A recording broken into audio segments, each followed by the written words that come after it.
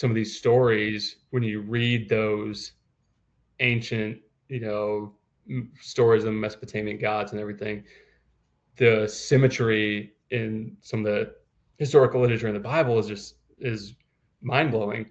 So I think that's an area of interest that, um, I don't think many people even know exists. Like some of these ancient archaeological digs, and like they've dug up like Ugaritic texts and some things that really outdate even the Bible.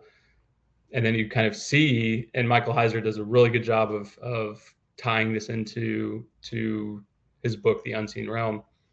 And you just see some of the mirror imagery and how there's some instances in the Bible in the Old Testament where it almost seems like, God is pulling out the Uno reverse card of these people were living in this era of dominated by Mesopotamian gods, and God is refocusing, through the Old Testament writers, and be like, I know you've heard this is attributed to such and such God, to Baal, to Baal, but this is actually the work of the one true God, Yahweh. So that stuff is a very interesting rabbit hole if people are interested in kind of the historical nature of going down the Old Testament scholarship route.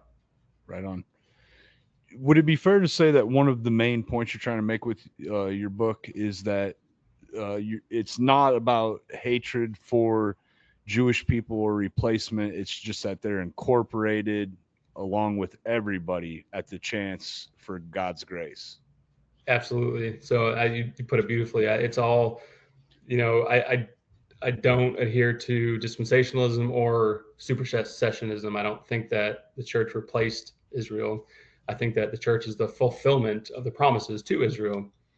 And I think we talked about this exact same thing last time, where you wouldn't look at a man and be like, that man replaced the childhood version of himself. Right. You'd be like, that man is the fulfillment of that baby. That the tree is a fulfillment of that acorn. Like the church is the fulfillment of the promises that were given to Israel, and it's all because of God rejoining people to Himself, and after disinheriting the nations and Tower of Babel and